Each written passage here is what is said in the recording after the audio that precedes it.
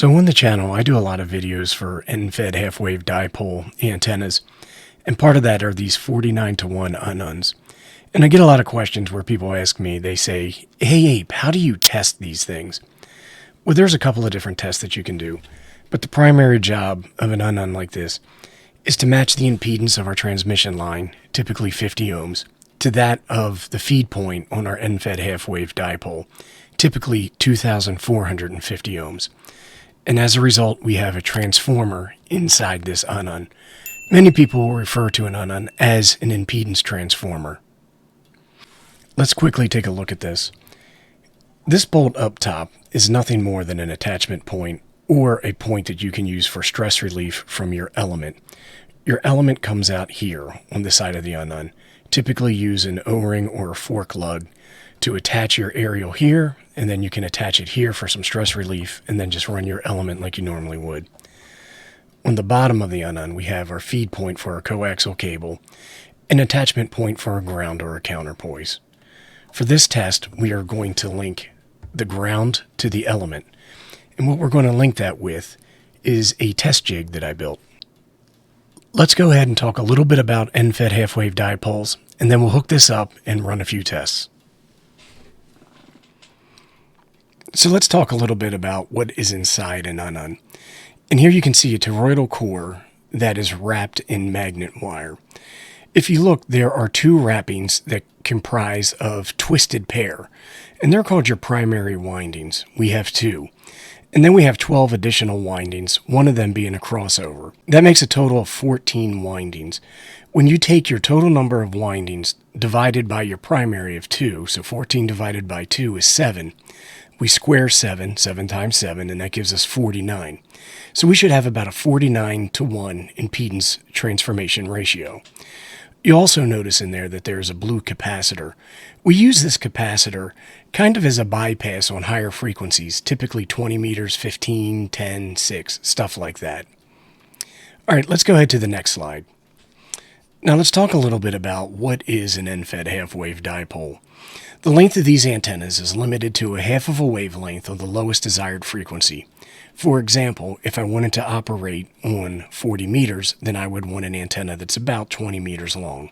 If I was going to operate on 80 meters, then I would want an antenna that's about 40 meters long. They should be resonant on that specific frequency, and subsequently they're resonant on multiples of higher frequencies.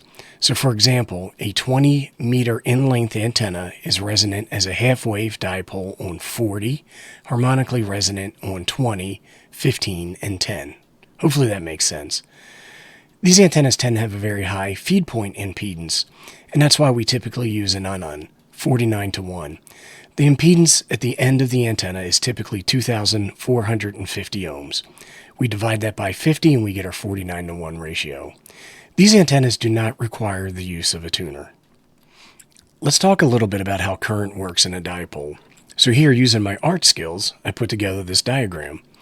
You can see at the center of a dipole, a typical dipole, which is considered your feed point, you have low voltage, low impedance, but you have high current. Now on the ends of your dipole, you have high voltage, high impedance, and low current. So typically when we feed our coaxial cable into the center of a dipole, we have about a 50 ohm transmission line impedance matching to around 50 to 75 ohm, depending upon height, feed point spot on your antenna. So you don't need an Unnun. We will typically use a Balun to choke out common mode current. When you move this feed point, say at an off-center fed dipole, or in this case an end-fed half-wave dipole, your impedance goes up as depicted in this diagram, and that's why we use an Unnun, or impedance transformer. One more time, let's just do a quick review of the math. So at our feed point, we have 2,450 ohms divided by 49, and that gives us our 50 ohm transmission line impedance match. Conversely, 50 ohms at the transmission line times 49, the impedance ratio of our transformer gives us 2,450 ohms. It's actually pretty simple when you think about it. To do this test or measurement, we're going to use the RigExpert AA-30.ZERO. It's a RigExpert kit that I bought, and I put in this 3D printed case, and I'm having a lot of fun using it, so we're going to use it in this video. So here is the lab grade test jig that I built. I just put some terminal connectors here, and then I soldered in a resistor. Now this resistor is not 2,450 ohms. It's 2,400 ohms. I couldn't find any at 2,450. What we're going to do is we're going to connect this to the UnUn, and then we're going to do a sweep. Now our impedance is going to be adjusted to 2,400 divided by 49, which should still get us pretty dang close to 50.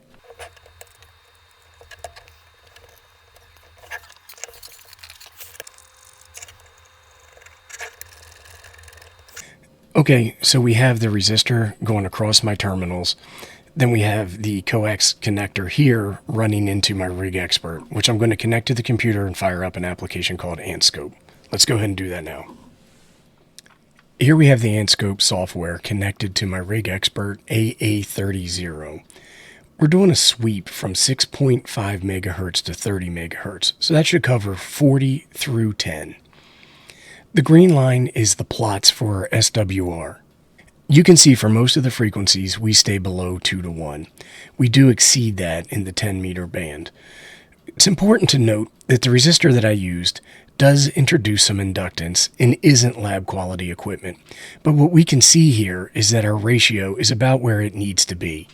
It's nowhere near the 2,450 ohms that we would see had we connected to an antenna without an UnUn.